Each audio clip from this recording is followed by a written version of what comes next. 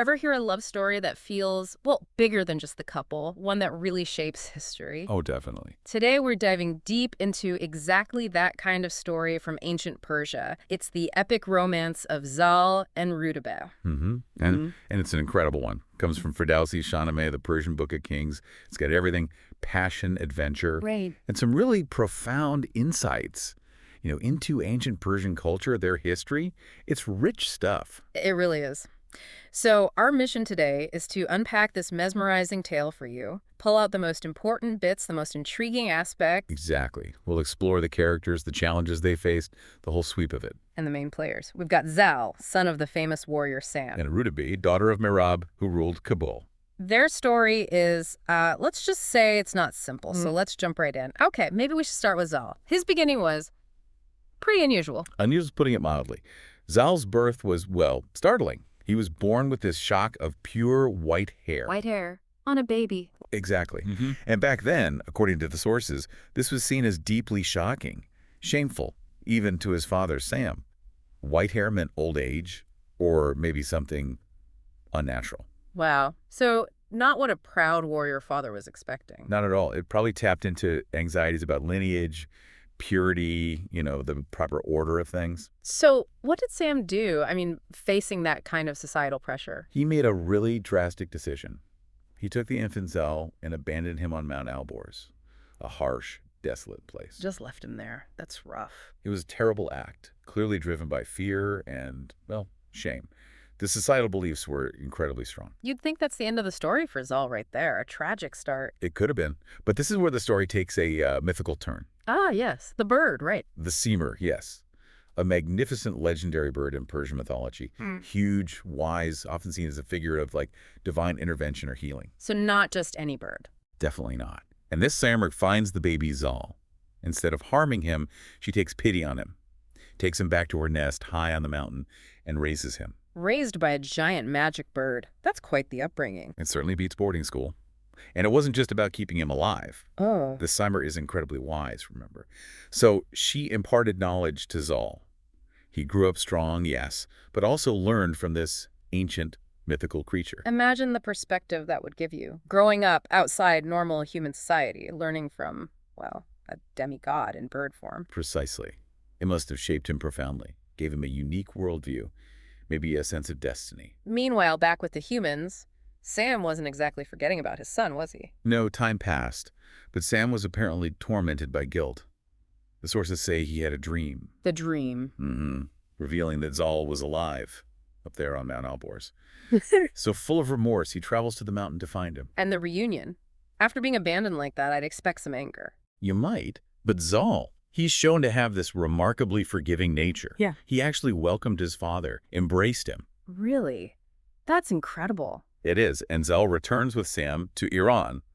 He enters the service of King Manucher and becomes this highly respected, powerful warrior in his own right. So that unconventional start, being different, didn't hold him back in the end. Not at all. It's a powerful story of resilience right there. Yeah. And maybe forgiveness, too. Absolutely. Okay, so that's ZAl. Now let's bring in the other half of this equation, RUDABEH. Her background is also pretty significant, isn't it? Very significant. RUDABEH is introduced as the daughter of Merab, the king or ruler of Kabul. Okay. But the crucial part here is Merab's lineage.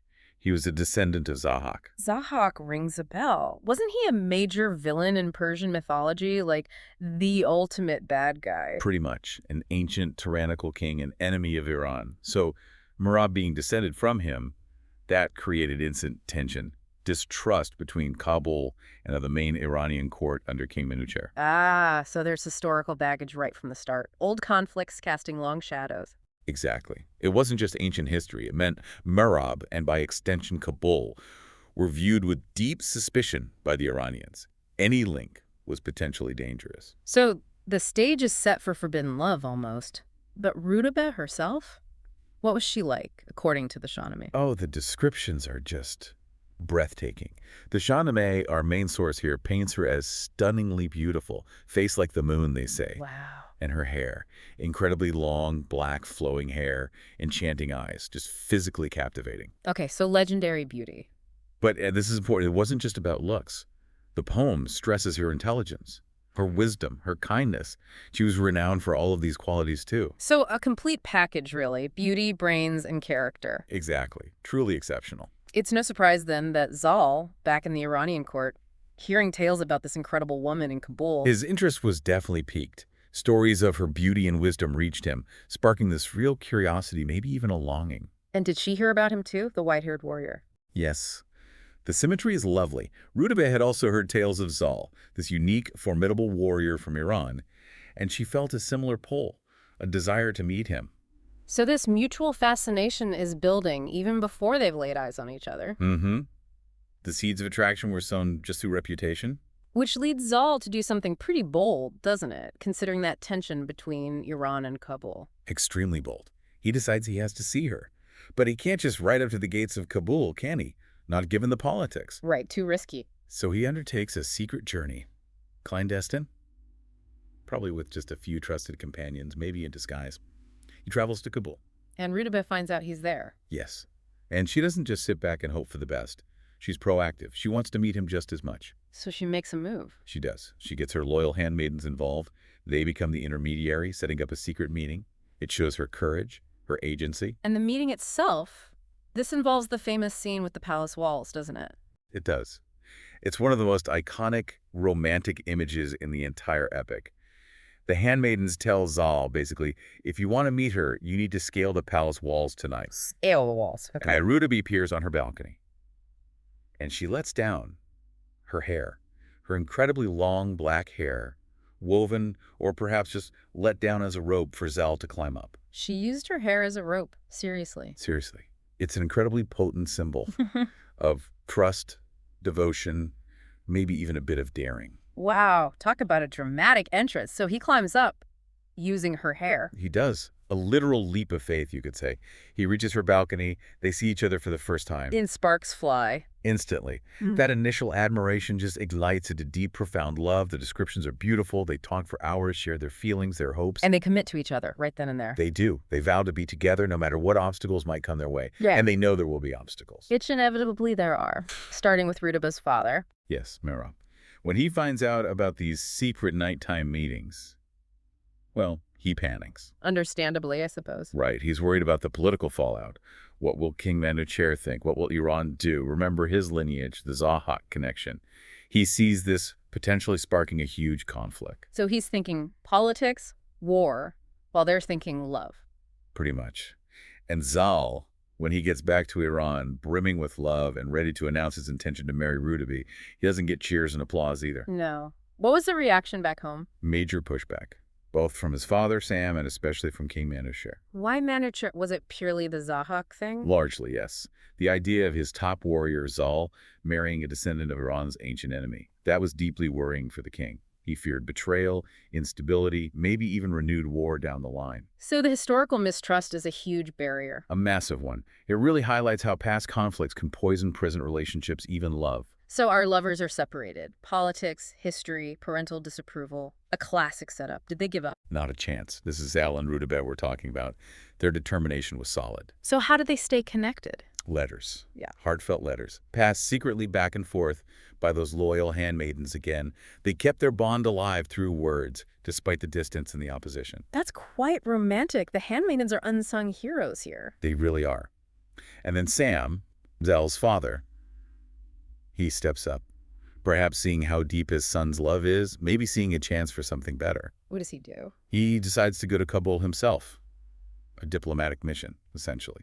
To meet Merab and, crucially, to meet Rudabeh in person. To see for himself what the situation is, beyond the old prejudices. Exactly. To assess the individuals involved, not just their ancestry. And what was his impression when he got there? Did he find the dangerous enemy descendants Manucher feared? Quite the opposite, actually. He met Merab and found him dignified, honorable, trustworthy. Not some scheming villain. And Rudabeh. He was deeply impressed by her. He saw her wisdom, her virtue, her grace. He realized she wasn't some temptress or a threat, but a truly remarkable woman. So meeting them changed his perspective completely. It did. Sam became their advocate. He went back to King Manucher with a very different report. What did he argue? He basically said, look, this marriage isn't a threat. It could actually be an opportunity. He argued it could build bridges, foster peace between Iran and Kabul, turn potential enemies into allies. A bold argument, shifting the narrative from risk to reward. A very significant shift, Yeah. yes, based on his personal judgment of their character. But Manushr's still hesitant. Kings tend to be cautious. He was understandably cautious, the weight of history, the political risks. They were still real concerns for him. So he wanted more reassurance. Who did he turn to? His advisors, Yeah. specifically priests and astrologers. He wanted to consult the heavens, you might say. See what the future held for this union, for any children they might have. Ah, seeking a prophecy. Classic move in these epics. And what did the stars say? Good news, finally. The astrologers came back with a very favorable prophecy. They predicted that ZAl and RUDABEH's child would be a son of immense destiny, someone who would bring incredible glory and honor to Iran. The ultimate reassurance. A hero is foretold. Exactly. That prophecy seemed to tip the scales for Medoc. It aligned ZAl's personal desire with the future good of the kingdom. So with Sam's support and a favorable prophecy, Manushr gives his blessing. He does. He finally relents and gives his royal approval for the marriage. Cue the wedding bells, or whatever they had back then. Absolutely. A grand wedding ceremony takes place in Kabul. Huge celebrations. It's not just about ZAl and RUDABEH finally getting together. It symbolizes something bigger, right? It symbolizes the joining of these two lands, Iran and Kabul. The potential for peace, for alliance, overcoming that historical enmity. It's a powerful moment. A union born of love, but with massive political implications. Definitely. It suggests a path away from conflict towards cooperation. And their story doesn't just end with the wedding, does it? The prophecy needs fulfilling. Precisely. Their love story continues, most significantly with the birth of their child. And not just any child. This is where the hero arrives. This is where Rostam arrives. Arguably the single greatest hero in all of Persian literature and mythology. Wow.